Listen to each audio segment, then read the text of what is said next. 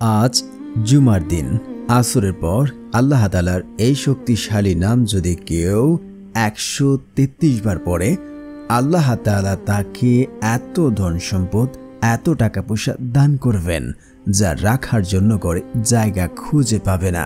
আমলটি বহুবার পরীক্ষিত, হাদিস দ্বারা প্রমাণিত রয়েছে। জুমার দিন আল্লাহ তাআলার কাছে যদি কেউ চায় সঠিকভাবে, সঠিক নিয়ম মেনে, আল্লাহর কসম করে বলছি, আল্লাহ তাআলা তার চাওয়া পাওয়া পূর্ণ করবেন, তার জীবনের অভাব অনটন দূর করবেন, দারিদ্রতা দূর করবেন, তাকে ধনী সম্পদশালী বানাবেন, তার অভাব অনটন দূর করে দেবেন। আমলটি বহুবার যাচাইকৃত, বাছাইকৃত। যদি আমার বলা প্রত্যেকটা নিয়ম এবং শর্ত মেনে যদি আপনার আমল করেন, ইনশাআল্লাহ আপনার আমল দ্বারা ফলাফল পাবেন। তাই বলছি, না টেনে সম্পূর্ণ ভিডিও দেখার অনুরোধ রইল। আর যারা এখনও চ্যানেলটি সাবস্ক্রাইব করেনি, দয়া করে চ্যানেলটি সাবস্ক্রাইব করে পাশে থাকবেন।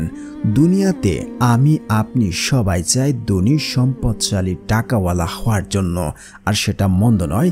যদি আমরা হালালভাবে আল্লাহ তাআলার কাছে চেয়ে ধনী সম্পদশালী হতে পারি, সেটা আমাদের জন্য খুবই ভালো। কারণ আপনার যদি ধন সম্পদ, টাকা পয়সা না থাকে, তাহলে আপনি দুনিয়াতে কোনো দাম পাবেন না, কোনো কিছু পাবেন না। আপনি ইসলামের কাজ করতে পারবেন না। আপনি দারিদ্রতার মধ্যে পড়লে আপনি কুফরের দিকে দাবিত হয়ে যাবেন। তাই টাকা পয়সা আমাদের জীবনে খুবই গুরুত্বপূর্ণ। তো আমাদের মাঝে অনেক এমন যুবক ভাই রয়েছে যারা অভাব অনটন, দারিদ্রতার মধ্যে পড়ে আছে, বিপদ আপদে পড়ে আছে, টাকা পয়সার সমস্যায় রয়েছে। যদি কেউ আল্লাহ তাআলার এই শক্তিশালী নাম জুমার দিন পরে আল্লাহ তাআলার কাছে কোনো কিছু চায়, আল্লাহ তাআলা তার চাওয়া পাওয়া পূর্ণ করে দেবেন এবং তার অভাব অনটন, দারিদ্রতা দূর করে দেবেন। তো আপনারা অবশ্যই আল্লাহ তাআলার কাছে চাইবেন। আল্লাহ তাআলার কাছে চাইলে আল্লাহ তাআলা আপনাদের চাওয়া পাওয়া পূর্ণ করবেন। কারণ আমলটি বহুবার পরীক্ষিত। আজ পর্যন্ত এই আমল করে কেউ ব্যর্থ হয়নি। যদি আপনারা আমল করেন, ইনশাআল্লাহ আপনার আমল দ্বারা ফলাফল পাবেন। কারণ আমলটি বহুবার যাচাইকৃত, বাছাইকৃত একটি আমল। আল্লাহ তাআলা পবিত্র কোরআনে বলেছেন, তোমরা আমার কাছে দোয়া করো, আমি তোমাদের দোয়া কবুল করব। আল্লাহ তাআলা আরও বলেন, উদউনি আস্তাজিব লাকুম, তোমরা আমাকে ডাকো, আমি তোমাদের ডাকে সাড়া দেব। কারণ আল্লাহ তাআলা আমাদেরকে বলছেন যে তোমরা আমাকে ডাকো, আমি তোমাদের ডাকে সাড়া দেব। জুমার দিন আসরের পর সে সময়টা খুবই গুরুত্বপূর্ণ একটি সময়। সেই সময় যখন কেউ আল্লাহ তাআলার কাছে চাইবে, আল্লাহ তাআলা তার চাওয়া পাওয়া পূর্ণ করে দেবে। তাই আপনাদেরকে বলছি, জুমার দিন আসরের পর আল্লাহ তাআলার কাছে দোয়া করুন, আল্লাহ তাআলা আপনাদের দোয়া চাওয়া পাওয়া পূর্ণ করে দেবেন। তো আল্লাহ তাআলার কাছে চাইতে হলে নিয়ম, শর্ত, তারপর এগুলো মেনে দোয়া করতে হবে। তা না হলে আমাদের কোনো দোয়া, কোনো কিছুই কাজে আসবে না। তাই আপনাদেরকে বলছি, যদি আপনারা টেনে ভিডিও দেখেন, কোনো কোথাও পয়েন্ট মিস করেন, তাহলে কিন্তু কোনো দোয়া কাজে আসবে না। আপনাদেরকে শর্ত এবং নিয়মটা মেনে তারপর আমলটি করতে হবে। আমাদের শর্ত নিয়ম মেনে জীবনে যত দোয়া করেছি, আল্লাহ তাআলা জীবনের সমস্ত দোয়া কবুল করেছেন। কিন্তু অনেকেই বলবেন, এই আল্লাহ তাআলা দোয়া কবুল করলে তাহলে আমরা আমল দ্বারা কেন ফলাফল পাচ্ছি না, আমাদের কেন কাজে আসছে না? তো আপনাদেরকে বলছি, হয়তো আপনার নিয়ম বা শর্তে কোনো সমস্যা রয়েছে, যার ফলে আপনার কোনো দোয়া কবুল হচ্ছে না, দোয়া কোনো কাজে আসছে না। আপনি যে আমল করছেন সেটাকে বিশ্বাস করতে পারছেন না। আল্লাহ তাআলা কি দেবেন? আমাদেরকে এত টাকা পয়সা, এত ধন সম্পদ দেবেন? এই যে অবিশ্বাস করছেন, বা আপনার নিয়মে বা কোনো শর্তে ঘাটতি রয়েছে, যার কারণে আপনার দোয়া কবুল হচ্ছে না। তো আজকে আমরা নিয়ম এবং শর্তগুলো ঠিকভাবে পালন করে তারপর আমলটি করব ইনশাআল্লাহ। তো সর্বপ্রথম আমাদেরকে অবশ্যই নিয়ম মানতে হবে। নিয়ম কি? নিয়ম হচ্ছে, যদি আপনি 5 ওয়াক্ত নামাজ আদায় না করে আমল করেন, তাহলে আপনার দোয়া কাজে আসবে না। আপনাকে 5 ওয়াক্ত নামাজ আদায় করতে হবে। তারপরে হচ্ছে, পিতামাতার অবাধ্য সন্তানের দোয়া আল্লাহ তাআলা কবুল করেন না। তো পিতামাতার কথা শুনতে হবে। তারপরে হচ্ছে, যদি আপনারা হালাল খাবার না খান, কারণ হারাম খেয়ে যে ব্যক্তি শরীর গঠন করবে, তার শরীর জান্নাতে প্রবেশ করবে না। তো হারাম দ্বারা গঠিত শরীর জান্নাতে প্রবেশ করবে না। আপনাকে অবশ্যই হালাল খাবার খেয়ে তারপর আল্লাহ তাআলার কাছে চাইতে হবে, দোয়া করতে হবে। তাহলে আপনার চাওয়া পাওয়া আল্লাহ তাআলা পূর্ণ করবেন।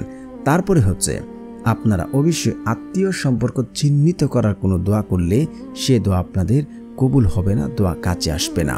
তারপরে হচ্ছে যদি আপনি দোয়া করছেন, তারপরে যদি আপনি তাড়াহুড়া করেন, কেন আমার দোয়া কবুল হচ্ছে না, কেন আমি ফলাফল পাচ্ছি না, তাহলে আপনার দোয়া কখনোই কবুল হবে না, আপনার দোয়া কখনোই কাছে আসবে না। তাই আপনাকে বলছি, আপনারা অবশ্যই ভালো করে এই শর্তগুলো মানবেন, তারপর আল্লাহ তাআলার কাছে দোয়া করবেন।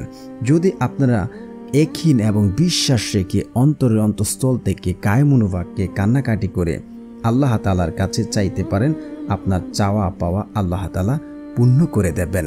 অবশ্যই আপনারা একহীন এবং বিশ্বাস রেখে আল্লাহ তাআলার কাছে চাইলে দেবেন, অবশ্যই আল্লাহ তাআলা দেবেন। একটি হাদিস আছে, বান্দা আল্লাহর প্রতি যেমন ধারণা রাখেন আল্লাহ ঠিক তার সাথে তেমন আচরণ করে থাকেন। আপনারা যদি আল্লাহ তাআলার উপর তাওয়াক্কুল রাখেন, বিশ্বাস রাখেন, অবশ্যই আল্লাহ তাআলা আপনার চাওয়া পাওয়া পূর্ণ করবেন। আর যদি আপনার মনে কোনো ঘাটতি বা সমস্যা থাকে তাহলে আপনার দোয়া কখনোই কাছে আসবে না। এতগুলোর শর্ত। এখন হচ্ছে নিয়ম হচ্ছে আপনাকে অবশ্যই আসরের নামাজ পড়তে হবে। আসরের নামাজ পড়ার পর আপনারা অবশ্যই আসরের নামাজ পড়ার পরে আপনারা নির্জন স্থানে, ঘরে বা বাইরে যে কোনো জায়গায় আপনারা বসতে পারেন। বসে আপনি একদম নির্গুণ স্থানে বসে আপনারা জিকির করবেন, সুবহানাল্লাহ সুবহানাল্লাহ সুবহানাল্লাহ, লা ইলাহা ইল্লাল্লাহ লা ইলাহা ইল্লাল্লাহ, আল্লাহু আকবার আল্লাহু আকবার। এই জিকিরগুলো আপনারা অবশ্যই পড়ে নেবেন। তারপরে অবশ্যই আপনারা আয়াতুল কুরসি পড়বেন। আর 5 ওয়াক্ত নামাজের পর যখন কেউ আয়াতুল কুরসি পড়ে তাহলে আল্লাহ তাআলা ওই ব্যক্তি মৃত্যুবরণ করার সাথে সাথে তাকে জান্নাত নসিব করবেন। অবশ্যই আপনারা আয়াতুল কুরসি পড়বেন সবসময় এবং আজকের আমলটির জন্য একবার পড়বেন, আল্লাহু লা ইলাহা ইল্লা হুয়াল হাইয়ুল কাইয়্যুম লা তাখুযুহু সিনাতু ওয়ালা নাওম লাহু মা ফিস সামাওয়াতি ওয়া মা ফিল আরদ মান জাল্লাযী ইয়াশফাউ ইনদাহু ইল্লা বিইজনিহি ইয়ালামু মা বাইনা আইদিহিম ওয়া মা খালফাহুম ওয়া লা ইউহিতুনা বিশাইইম মিন ইলমিহি ইল্লা বিমা শাআ ওয়া ওয়াসি'a কুরসিয়ুস সামাওয়াতি ওয়াল আরদ ওয়া লা ইয়াউদু হিফযুহুমা ওয়া হুয়াল আলিয়্যুল আযীম। তারপরে হচ্ছে আপনারা ইস্তেগফার পড়বেন। ইস্তেগফারের বহু ফজিলত রয়েছে। যে ব্যক্তি বেশি বেশি ইস্তেগফার পড়ে আল্লাহ তাআলা তার অভাব অনটন, দারিদ্রতা, বিপদ আপদ সমস্ত কিছু দূর করে দেন। আল্লাহ তাআলা তাকে এমন জায়গা থেকে, এমন উৎস থেকে রিজিকের ব্যবস্থা করেন যা সে কোনোদিন কল্পনা করেনি, সে চিন্তাও করেনি। অবশ্যই আজকের আমলটির জন্য আপনার 21 বার ইস্তেগফার পড়বেন, আস্তাগফিরুল্লাহ আস্তাগফিরুল্লাহ আস্তাগফিরুল্লাহ আস্তাগফিরুল্লাহ আস্তাগফিরুল্লাহ, এভাবে আপনারা পড়ে নেবেন। তারপরে অবশ্যই আপনারা পড়ে নেবেন, আপনার ইস্তেগফার পড়ার পর রাসূল সাল্লাল্লাহু আলাইহি ওয়াসাল্লামের উপরে দুরূদ পড়বেন, কারণ দুরূদবিহীন দোয়া কবুল করা হবে না, সেটা আসমানে গিয়ে ঝুলন্ত অবস্থায় থাকবে।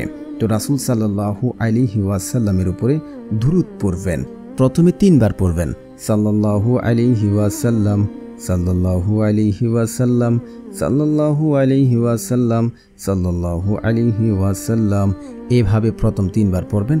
তারপর দোয়া শেষে আবারও পড়বেন, সাল্লাল্লাহু আলাইহি ওয়াসাল্লাম সাল্লাল্লাহু আলাইহি ওয়াসাল্লাম। তারপরে যারা হচ্ছে দারিদ্রতার মধ্যে রয়েছেন, মানে কঠিন কোনো ঋণে আটকে আছেন, এই দোয়াটি পড়ে নেবেন, আল্লাহুম্মা ফিনি বিহালালিকা ওয়ান হারামিকা ওয়া আগনিনি বিফাদলিকা আম্মান সিওয়াক। তারপরে হচ্ছে আপনারা অবশ্যই আল্লাহ তাআলার শক্তিশালী নামটি পড়ে নেবেন। তো প্রিয় বন্ধুরা, যারা চ্যানেলটি সাবস্ক্রাইব করবেন তাদেরও মনের আশা পূর্ণ হবে ইনশাআল্লাহ। আল্লাহ তাআলার সেই শক্তিশালী নামটি হচ্ছে ইয়া গফফারু ইয়া গফফারু ইয়া গফফারু ইয়া গফফারু। তারপর 2 হাত তুলে কায়মনোবাক্যে আল্লাহ তাআলার কাছে 2 হাত তুলে দোয়া করুন, ইনশাআল্লাহ আপনার জীবনে যত চাওয়া পাওয়া রয়েছে আল্লাহ তাআলা তার সব কিছু দূর করবেন, পূর্ণ করবেন এবং আল্লাহ তাআলা আপনার জীবনের অভাব অনটন দূর করে দেবেন, আপনাকে অল্প দিনে ধনী সম্পদশালী বানাবেন। অবশ্যই আপনার আমলটি আসরের পর মাগরিবের আগে যে সময়টুকু রয়েছে সেই সময়টুকুতে আপনারা আমলটি করে নেবেন, ইনশাআল্লাহ আপনাদের চাওয়া পাওয়া আল্লাহ তাআলা পূর্ণ করবেন। বহুবার যাচাইকৃত বাছাইকৃত একটি আমল। তো যারা আমলটি করছেন অবশ্যই একটি লাইক করবেন, কমেন্টে সকলে লিখবেন আমিন সুম্মা আমিন।